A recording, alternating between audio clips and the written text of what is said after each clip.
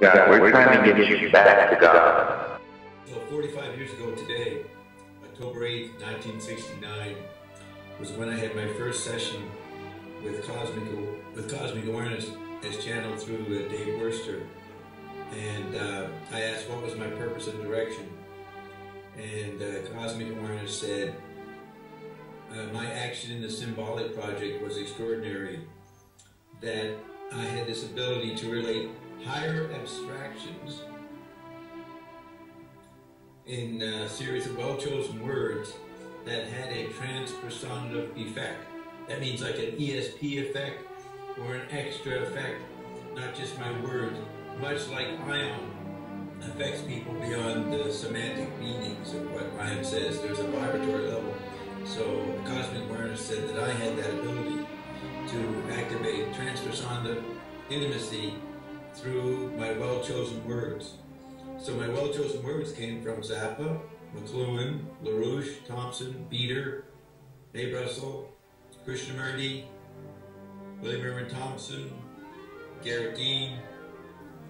Okay, now I was replaying T.S. Eliot, Ezra Pound, W.B. Yeats, Wyndham Lewis, and James Joyce. So I was redoing them as done by McLuhan, Zappa, etc. For example, LaRouche redid Ezra Pound. So that's the chart, that's the picture of my manifestation tools. The tiny note chart is a picture on one level of my manifestation tools, well-chosen words, relating higher abstractions on a transpersonal level or a transpersonal effect, had an extraordinary effect in terms of symbolization. That led to the manifestation of Ion. So I like to celebrate October 8th, 69, because it also was the day James Joyce went to left Dublin in 1904 with his girlfriend Nora Barnacle. They left on October 8th. So I take that personally. That's anticipation of October 8th, 69. And so here we are, October 8th, 2014, with a big red moon happening, blood moon. So we expect much interesting effects today, which are anticipated by what I'm doing right now, last couple of days. I am not home, I'm not in Maui the last couple of days, nor the next couple of days. So I'm in another place when this action is happening on my day, October 8th. It's my day, I've always claimed it. I understand transpersonative in this way. All the years I've been on the radio, people would call up and say, I have no idea what you're saying, Bob, but it's pretty good. I really find it interesting. So I'm saying, if you're an effective communicator, you communicate something beyond your semantic meanings. You've got, and maybe people call it sincerity, authentic speech, powerful speech, charismatic speech, but it's that frequency of something going beyond your semantic meanings that I'm calling transpersonal. So it's maybe a mystery in how that can happen. I mean, you can't develop it other than maybe following the suggestions of Ion, like doing things that make you happy, living that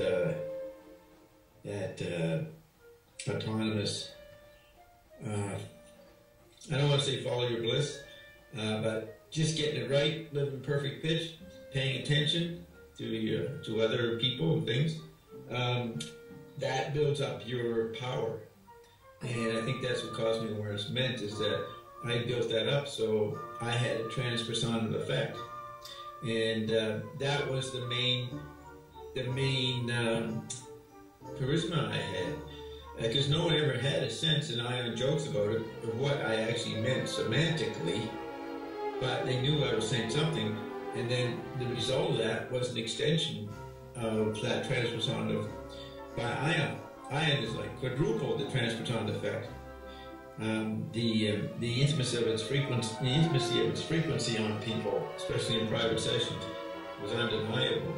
And so Ion was really good at making a transpersonal communication.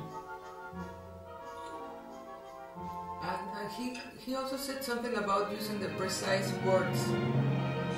Yes, well, what Cosmic Awareness said about me using well-chosen words, you have to be precise. You have to know what the right word is for each set, for each point, for each qualification.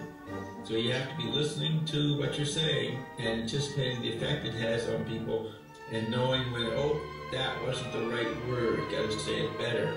It's almost like you got to make it meaningful to yourself. You have to really listen to what you're saying, and as soon as you notice that it's not meaningful to you, you got to correct that. You got to find out what you didn't do and what effect you didn't make. So then you would backtrack, repeat, start over again. But it's the focusing on understanding what you're saying to yourself, as well as the others you're speaking to. That creates the transpersonal effect too. So that's the only way to define it. Unless there's something else going on that I'm trying to get to, which you tried to get to through your question a couple of weeks ago about synaptic connection. Your type of communication is transpersonal. It has to do with a very original way of making patterns, making new patterns, and expressing these higher abstractions, as we say. Yeah, I think you're right. If you say something, if you make new, fresh connections, that relaxes people as well as excites them, then that allows the non-physical transpersonal vibe to enter in them. Because people most of the time are defending themselves, blocking themselves, because people are saying such familiar rhythms and phrases to them that they know that it hadn't worked before. So that deadness is what you have to avoid. And that's what poetry tries, but that's written poetry. But written poetry doesn't seem to have the effect that spoken poetry has today. And pop music, rock music, all kinds of music, hip hop, that's the modern poetry. But that is overdone. Everybody's overloaded by music. It's the biggest drug, and you don't need any other drugs or so. But nobody has the original way of using speech as opposed to singing. Speech has been severely damaged. So my ability is to retrieve speech and its power and its unique way to make patterns that emphasize meaning. Could it be music affects the non-verbal, but the verb, which could be pictorial. It's interesting, the music might be pictorial in its effect, but the verbal creates meaning, significant order. So it's creating significant order is what can also trigger transpersonal. Not just the flow of music, which creates a massage, and you call it the non-verbal massage. But that's one half of the brain. You could say that's the right hemisphere. The left hemisphere brain is crying out for applicability too. So, and me just saying applicability at that point is an example of saying a word that is never heard before in this context. So the applicability of significant order that verbal precision can evoke is an aesthetic pleasure in itself. So Ian talked about the aesthetic versus the instinctive, or instinct. Putting the two together would be the transpersonal effect I'm talking about. So as you go for new patterns, as you utter them, luckily get it right, that attracts the instinct for getting the new, but it has to have a significant order, and that evokes the aesthetic. So our speech should include the merger of the aesthetic and the instinctive. Because instinctive is partly, you might feel you're winging it, but as you try to describe something new, which slang often tries to do bluntly, but as you try to make this new pattern, you have to be aware of an aesthetic order to it, significant order. That would be the aesthetic sense. And that comes from making sure that you're making sense to yourself as you do it. So you would never start saying a bunch of stuff and then say, oh, I don't know what I said. They ask you to repeat it. Well, I just was blabbing. I can't remember.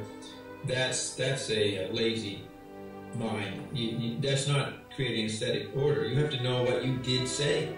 You have to pay attention. You can't be talking absentmindedly.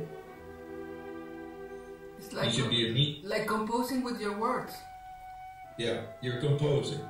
And that's the poetic instinct, which is aesthetic instinct. That's why Ion says this is the new music. It's like composition. Yeah, and a good dialogue with Ion, whoever does it, that's music. That's the new theater. That's the new poetry. Because there's nothing simpler than words, cheaper than words, inexpensive, yet more effective for the eureka sense in the brain. The sense of eureka or getting epiphanies. That's what one should aspire to when they talk. Back in 2010, one of my deep conversations, contradictory, frustrating conversation, was about what was thought, what was brain matter, gray matter, what was the skull, what was the brain, what was mind. And the phrase that comes up, he emphasized laying new conduits, or new pipes, and thought was the water that ran through the new pipes.